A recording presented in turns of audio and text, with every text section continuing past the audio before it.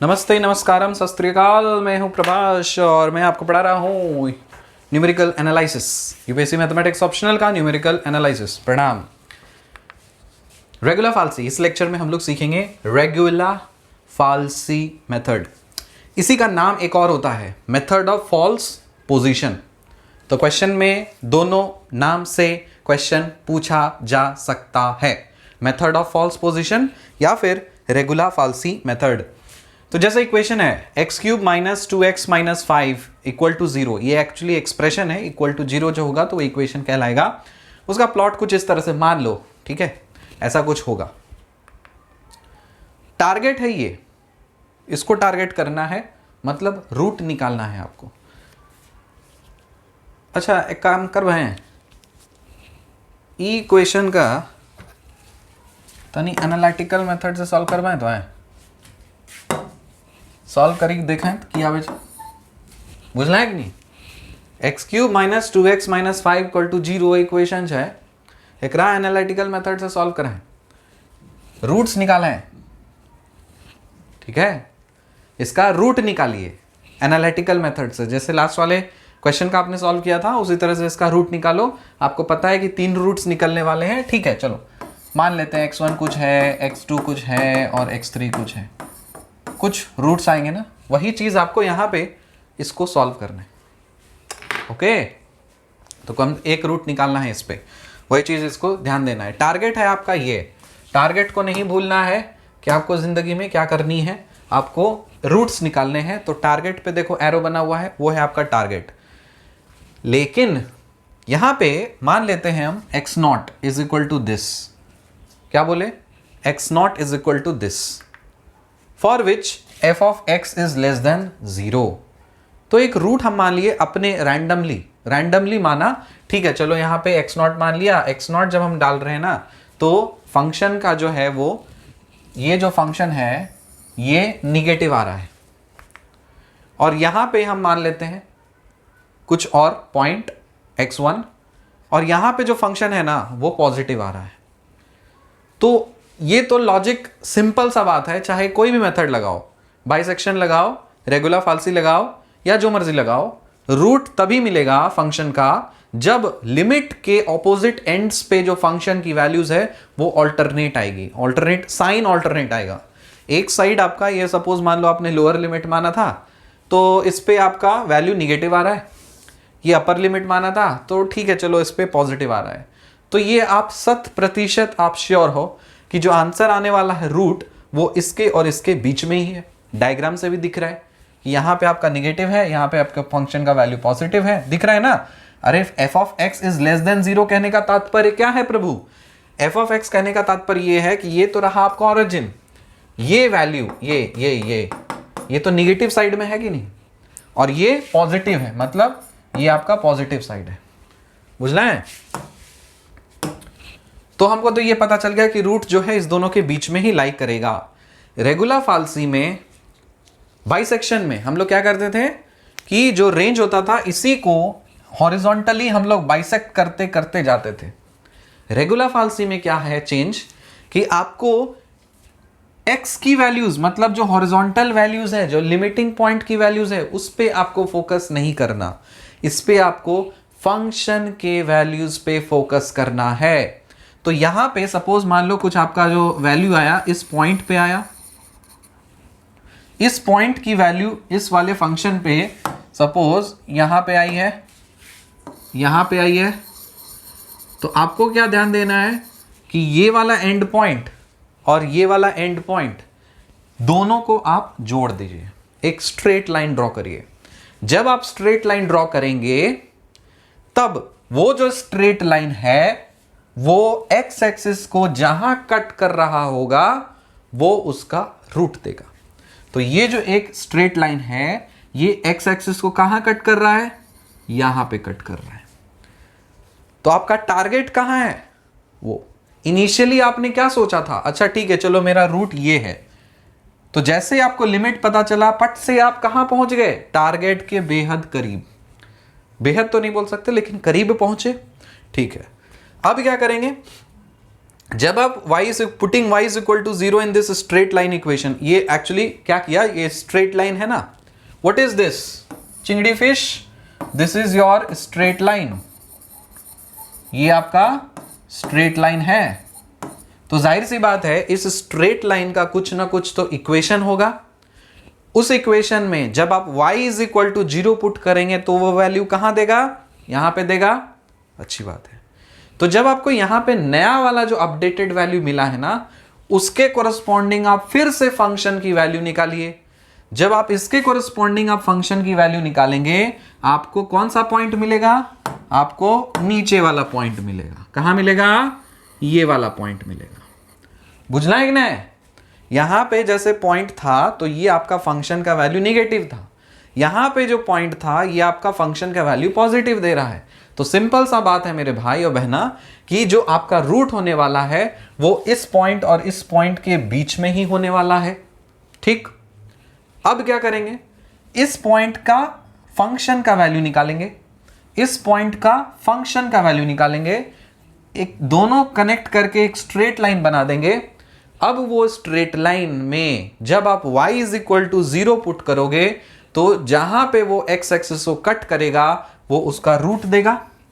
अब क्या करना है, अब फिर से चेक करना है, इसको आप भूल जाइए, ये आपका पुराना वैल्यू था, ये वाला वैल्यू पे फोकस करिए। जब आप ये वाले वैल्यू के कोरस्पॉन्डिंग आप फंक्शन की वैल्यू निकाल रहे हो तब आपको फंक्शन ये रेड वाला पॉइंट मिल रहा है। अब ये तुम बताओ पॉजिटिव वैल्यू आया है फंक्शन का कि निगेटिव वैल्यू आया है? बोलोगे सर ये तो निगेटिव है ना, फंक्शन तो y axis negative y axis में जा रहा है, इसका मतलब निगेटिव y एक्सिस है। तो यहां पे बुआ आपको मिल रहा है निगेटिव, यहां पे आपको मिल रहा है पॉजिटिव। तो क्या आप ऐसा नहीं बोल सकते कि अब जो नेक्स्ट रूट आएगा वो इस पॉइंट और इस पॉइंट के बीच में ही कहीं ना कहीं होगा? Very good. तो अब क्या करना है, अब आपको पता है कि अब आपको कहां पे जाओगे आप, ये वाला पॉइंट और ये वाला पॉइंट पे आप अपडेट करोगे। फिर से एक स्ट्रेट लाइन कटा, वो आप y इक्वल टू 0 पुट करोगे तो आपका जो नेक्स्ट पॉइंट मिलेगा वो अब मिलेगा ये वाला पॉइंट। इसको हम ब्लैक से शो करते हैं, ब्लैक नहीं रेड से। ये वाला पॉइंट मिलेगा, ये दिख रहा है। तो इसके कोरस्पॉन्डिंग आप क्या करोगे, आपका रूट क्या था, आपको एक्चुअल में ये वाला पॉइंट आपका रूट था। ठीक है, उसी तरह से आप इटरेशन करते करते आपने पहले बोला नहीं ये रूट होगा, आपने बोला था नहीं ये रूट होगा, फिर ऐसे करते करते यहां पहुंच गए, फिर यहां पहुंच गए, फिर और इटरेशंस करोगे तो और करीब जाओगे, और करीब जाओगे। मेरे करीब मत जाना, नहीं क्या डायलॉग था, मेरे करीब मत जाओ मैं तुम्हें बर्बाद कर दूंगी। हाँ, मैं बर्बाद होना चाहता हूं। तो बर्बाद नहीं, यहाँ पे तो आबाद होगा ना, क्योंकि रूट करीब जाएगा एक्चुअल रूट्स के, तो वो मेरा एक्चुअल रिजल्ट देगा। बात समझ में आए? आई होप समझ में आ गया होगा। तो आप समझिए, एक एनिमेशन माइंड में फ्रेम कर लो कि बाइसेक्शन मेथड में एक रेंज हम लोग चूज करते थे, एक लोअर लिमिट हुआ करता था, एक अपर लिमिट हुआ करता था। इसमें हम लोग कैसे जाते थे, काट काट के, बीच बीच में हॉरिजॉन्टली काट काट के। ठीक है, चलो ये देख लिया, अच्छा ये पॉजिटिव है, ये पॉजिटिव है, ये निगेटिव है, तो अब मेरा रूट यहां पे होने वाला है, तो अब हम इसको काटेंगे। ये पॉजिटिव ये निगेटिव आया था, अब हम सपोज मान लेते हैं ये निगेटिव आ गया, अब हम क्या करेंगे, इसको काटेंगे, इसको काटेंगे। इस तरह से स्ट्रेट लाइन को, हॉरिजॉन्टल लाइन को काट काट करके हम लोग रूट निकालते थे।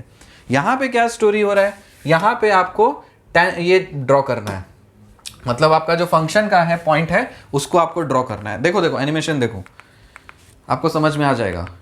आपका ये था टारगेट, ठीक है बाबू साहब, क्या था टारगेट आपका, ये था टारगेट। तो ये आपने इनिशियल पॉइंट चुना, ये आपने यहाँ पे देखा कि निगेटिव आ रहा है, यहाँ पे चुना, इसको देख रहा कि पॉजिटिव आ रहा है, तो जाहिर सी बात है रूट जो होगा इस दोनों के बीच में ही होगा। ठीक है, अब क्या करना है, जो आपका फंक्शन का पॉइंट्स है उस दोनों पॉइंट को कनेक्ट कर देना है। तो जब आप कनेक्ट करोगे और उसमें आप y इक्वल टू 0 पुट करोगे तो आपको रूट मिल जाएगा जो x एक्सिस को कट कर रहा होगा यहाँ पे। ठीक है, अब क्या करना है, यहाँ पे आप फंक्शन का वैल्यू टेस्ट करो। तो जब आप यहाँ पे टेस्ट करोगे फंक्शन का वैल्यू, तब आपको क्या होगा, आपको निगेटिव मिल रहा है, उधर पॉजिटिव मिल रहा है, फिर इस दोनों को कनेक्ट करेंगे, फिर ये आ गया आपका अपडेटेड रूट। तो बस यही एल्गोरिदम आपको कंटिन्यूअसली फॉलो करते जाना है और फाइनली आपका जो ये इक्वेशन फ्रेम होकर के रखा है रेगुलर फाल्सी का, वो ये डेवलप हुआ है। आपको मैंने कॉन्सेप्ट समझा दिया, लॉजिक, एल्गोरिदम वगैरह सब समझा दिया कि कैसे कैसे पॉइंट को कट कट करके रूट्स निकालता है। वो काफी फास्ट प्रोसेस है। दिखा कि नहीं कि आपका देखो यहाँ पे पहले आपने रूट सोचा था कि ये सोचा था, जैसे ही आपने इसको कनेक्ट किया तो इतना गैप आ गया है ना, डायरेक्ट यहां से यहां जंप मार दिया। उसके बाद फिर अगला स्टेप में क्या हुआ, यहां से यहां जंप मार दिया। तो कितना फास्ट अप्रोच किया है रूट निकालने के लिए। इसी को बोलता है ना, इसी को बोला जाता है स्पीड ऑफ कन्वर्जेंस। ठीक है, ठीक है। तो ये चीज आप समझ चुके हो, ये फॉर्मूला है, इसको आप याद रख लीजिए। x2 is equal to x0 minus x1 minus x0 by f of x1 minus f of x0 into f of x0। तो जैसे आपका फंक्शन है f of x is equal to x cube minus 2x minus 5, तो मान लेते हैं ठीक है, चलो x1 जो आपका इनिशियल पॉइंट है ना, उसको आप 1 ले लेते हो। तो जब आप f ऑफ x निकालते हो, f ऑफ 1 निकालते हो, तो क्या होगा, 1 क्यूब माइनस 2 माइनस 5, तो पुट करो तो निगेटिव आ रहा है। इसके आपको वैल्यू से कोई लेना देना नहीं है, इसके आपके साइन से लेना देना है। तो ये आपको तो निगेटिव मिला। ठीक है, अगला पॉइंट आप ले लेते हो, तो ठीक है, चलो आप 2 को टेस्ट कर रहे हो, जब 2 डाला था तो भी आपका निगेटिव आ रहा है। तो क्या ये पॉसिबल है कि ये जो रूट है वो 1 और 2 के बीच में लाई करेगा? नहीं हो सकता वैसा। फिर क्या करेंगे, जब आप x इक्वल टू 3 डालोगे तब आपको पॉजिटिव मिल रहा है। तो जब आपको पॉजिटिव मिल रहा है तो जाहिर सी बात है, आपको कॉमन सेंस बोलता है कि जो रूट होगा वो 2 और 3 के बीच में ही लाई करेगा। ठीक है, अब हमको ये पता चल गया कि जो रूट है हमारा वो 2 और 3 के बीच में लाई करेगा। चाहे बाइसेक्शन मेथड हो, चाहे रेगुलर फाल्सी मेथड हो, दोनों मेथड में आपको ये पता करना ही इंपॉर्टेंट है कि कौन दो पॉइंट्स के बीच में आपका रूट लाई करेगा। सो अगर हम x0 को 2 लेते हैं और x1 को 3 लेते हैं, तब इस केस में x2 का फॉर्मूला क्या बन जाएगा, डाल दो, x0 के जगह पे 2 डालेंगे, x1 के जगह पे 3 डालेंगे, पुट करोगे तो आंसर क्या आएगा, 2.0588, 2.0588। The value of x for which the straight line f of x2 and f of x1। ठीक है, अब इसको ये चीज डाल दोगे तो मतलब आपका नेक्स्ट वैल्यू क्या आएगा, समझ में, ये वाला वैल्यू अब आपका अपडेटेड वैल्यू आ जाएगा। तो जैसे ही आपने ये चीज सॉल्व किया ना, उसी तरह से आप रिपीट करते जाओगे, आप चेक करके देखोगे कि ये पुट करने से आपका पॉजिटिव आ रहा है या निगेटिव आ रहा है। ठीक है, ऑल्टरनेट जहां आपको मिलेगा वही आपको लिमिट्स लेना है, x0 और x1। ठीक है, और f ऑफ x1 और f ऑफ x0 इस तरह से आपको कैलकुलेट करना है। तो देखो क्या पुट किया यहां पे, अब जो आपका x0 था वो आपका ये वाला वैल्यू मिल गया। x0 का मतलब क्या है, ओल्ड वैल्यू, और x2 का मतलब क्या है, अपडेटेड न्यू वैल्यू। ठीक है, तो आप यहां पे लिख सकते हो, अगर आपको x2 एक्स्ट्रा ये फॉर्मूला अगर आपको समझ में नहीं आ रहा तो आप इस तरह से लिख सकते हो कि x0 का मतलब इनिशियल वैल्यू होता है। ये क्या है आपका इनिशियल वैल्यू, हम शॉर्ट में लिख दे रहे हैं इधर इनिशियल वैल्यू, ये आपका इनिशियल वैल्यू हो गया। ठीक है, और ये क्या हो गया, x2 हो गया आपका न्यू वैल्यू, आपको चाहिए न्यू वैल्यू चाहिए। आई होप समझ में आ गया होगा क्या है नहीं है। चलिए, ये चीज़ तो अच्छे से आपको समझ में आ चुका होगा। So following the same process, आप सेम प्रोसेस फॉलो करिए तो उसी तरह से आपको x4 मिल जाएगा कितना, 2.0862। सेम प्रोसेस फॉलो करो, फॉर्मूला लगा करके देखो मैच कर रहा है कि नहीं।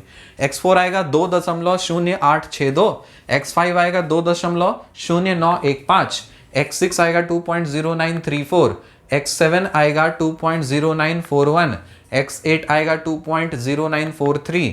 तो आपको 3 डेसिमल प्लेसेस तक अगर आपको पूछा है ना, तो आप देख के बोल सकते हो अच्छा ठीक है 094 सेम आ जा रहा है, तो इसीलिए हम बोल सकते हैं 2.094 इज माई आंसर।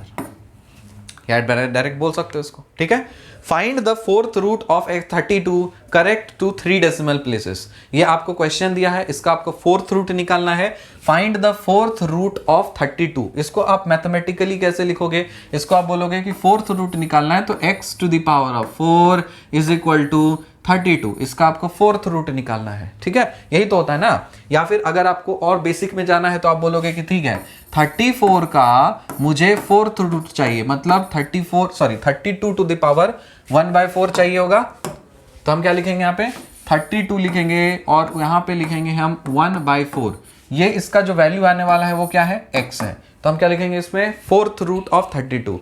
इसको जब आप इक्वेशन के टर्म्स में आप कन्वर्ट करना चाहोगे तो आप दोनों साइड पावर 4 करोगे तो क्या मिल जाएगा, x to the power of 4 ठीक है, x to the power of 4 is equal to 32 के पावर में 1/4 होल पावर 4 करोगे तो ये हो जाएगा कैंसिल, तो x to the power of 4 is equal to 32। आपको ये इक्वेशन उठाना है, मतलब फंक्शन उठाना है, इक्वेशन नहीं फंक्शन उठाना है। तो इसको हम मॉडिफाई करके लिख सकते हैं क्या, x to the power of 4 minus 32 is equal to 0। अब सुन लो मेरे बालक, f ऑफ x जो आपका फंक्शन है वो क्या बन गया, वो बन चुका है x to the power of 4 minus 32, ये बन चुका है। अब आपको रेगुलर फाल्सी मेथड लगाना है और इसका आपको फोर्थ रूट मतलब x की वैल्यूज आपको कैलकुलेट करनी है। ठीक है, तो चलो हम करते हैं आपको और फिर करके आपको समझाते हैं। फॉर्मूला पहले क्या है, वो फॉर्मूला आपको अच्छे से याद होना चाहिए। फॉर्मूला है x2 is equal to X N. इस ये जो फॉर्मूला है ना, इसको आप इस तरह से भी लिख सकते हो, xn plus 1 is equal to x0 minus xn, नहीं यहाँ पे x1 लिखना है, इधर x0 लिखना है, तो हम इसको xn प्लस 1 लिखेंगे, 1 डालना है थर्ड, xn माइनस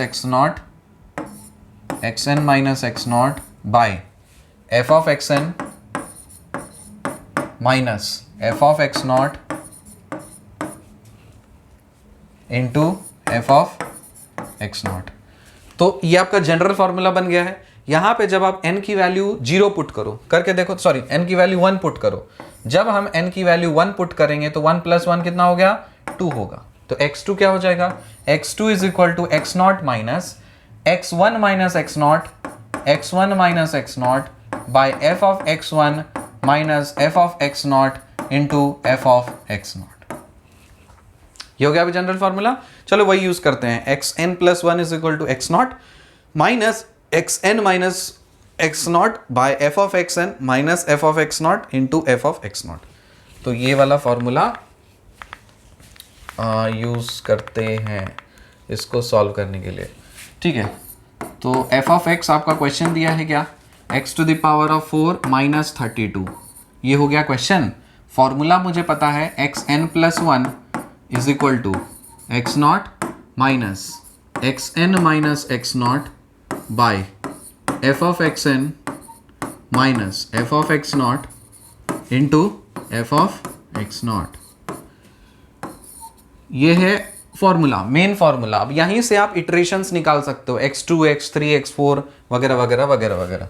तो यहाँ पे हम क्या करेंगे, इसमें पहले हम तो चेक करते हैं कि जो रूट्स है किसके और किसके बीच में लाई कर रहा है। तो एक काम करते हैं, f ऑफ 1 निकालते हैं, f ऑफ 1 सॉरी 1 नहीं 2 निकालते हैं। 2 अगर हम निकालते हैं तो हमको 2 टू द पावर ऑफ 4, 2 दूनी 4, 4 दूनी 8, 8 दूनी 16, तो 2 टू द पावर ऑफ 4 होता है 16 माइनस 32, मतलब माइनस 16, तो मतलब ये निगेटिव आ रहा है, कोई दिक्कत ही नहीं है। f ऑफ 3 निकालते हैं, जब 3 करोगे तो 3 3 9, 9 3 27, 27 81, तो 81 माइनस 32, जो मर्जी है उसे हमको कोई लेना देना नहीं, मुझे पता है ये पॉजिटिव आ रहा है। ठीक है, तो रूट पता चल गया मुझे, रूट नहीं पता चला, उसका लिमिट पता चला कि रूट जो है वो 2 और 3 के बीच में लाई कर रहा है, 2 और 3 के बीच में लाई कर रहा है। तो यहाँ पे ये वाला जो पॉइंट है इसको हम लोग x0 कंसिडर करते हैं और ये वाला जो पॉइंट है इसको हम लोग x1 कंसिडर करते हैं। यही तो किए थे इनिशियल में, तो x0 मतलब ये था 2 और ये कंसिडर किए थे हम लोग 3। ठीक है, अब डाल दो तो इसमें x2 निकाल लो। x2 हम एक स्टेप करते हैं, बाकी आप करिएगा। ठीक है, पूरा हम नहीं करेंगे, ये सब हम लोग प्रैक्टिस वगैरह सेशंस वगैरह में देखेंगे।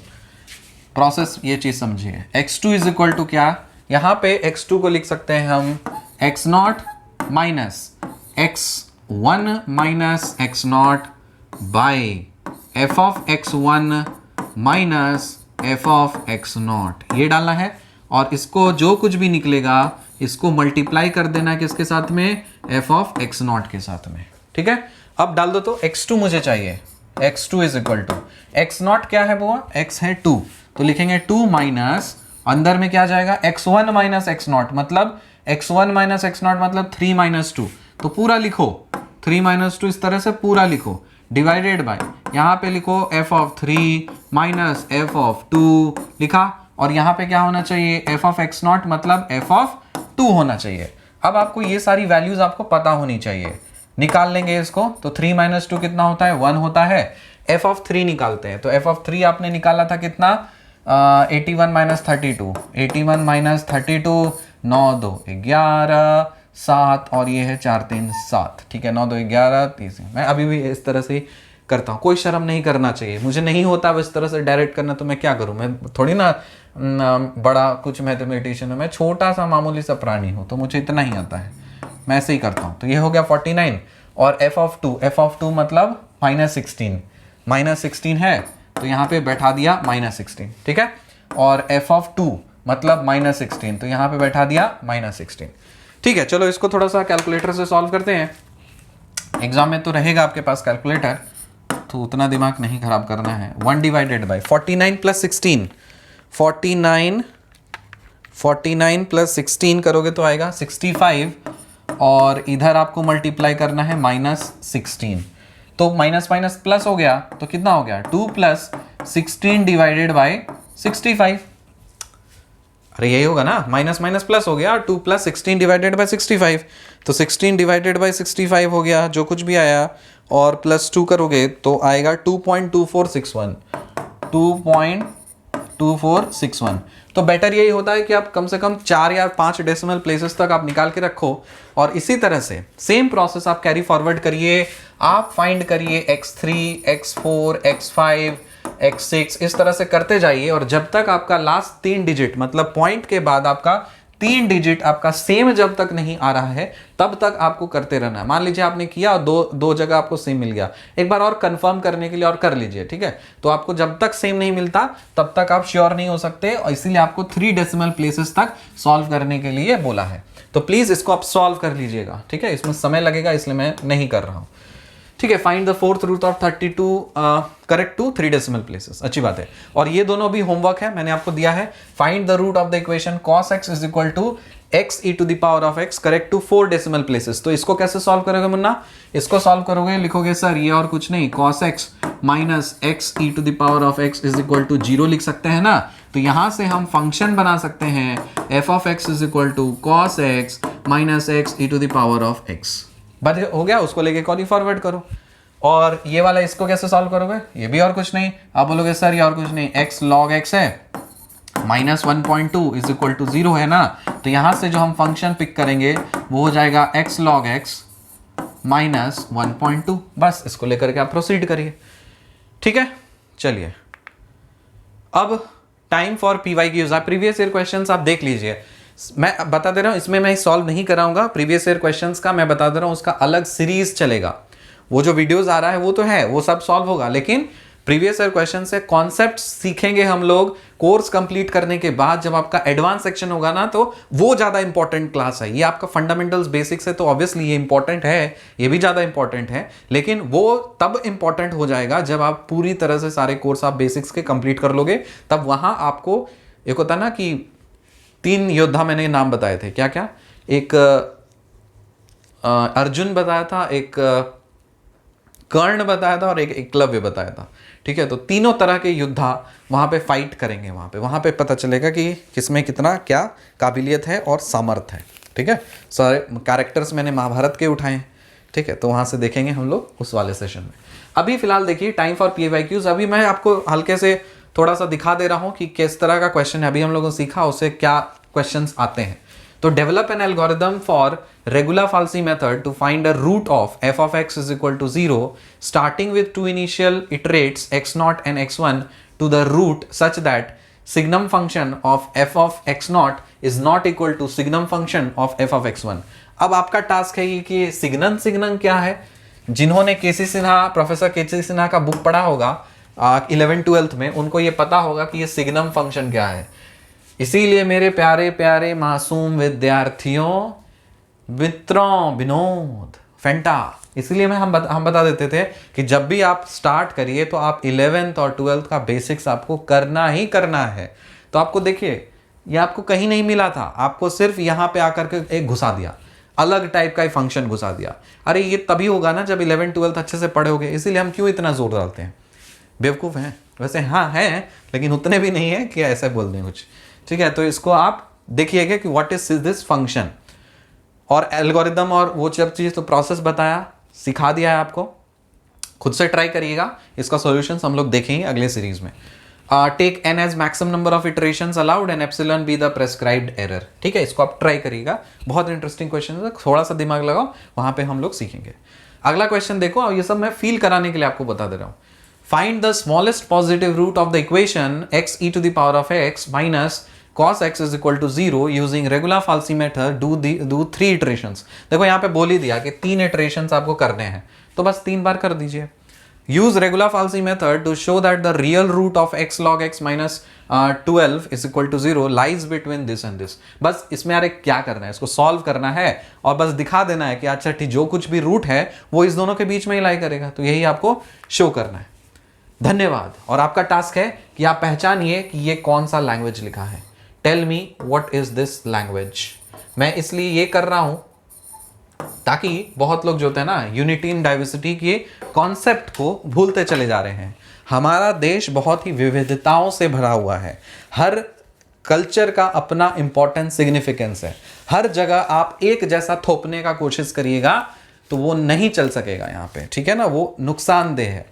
तो इसलिए हर कल्चर इंपॉर्टेंट है, सबका इज्जत सम्मान करना आवश्यक है, जो कुछ चोमू और चुन्नू मुन्नू भूलते चले जा रहे हैं, ठीक है। जिन लोगों का ब्रेन वॉश होते चले जा रहा है, भूलते चले जा रहे हैं, तो अपनी धरोहर को बचाए रखें और जितने भी कल्चर्स हैं इंडिया में सबको इज्जत, मान, सम्मान और कदर करें।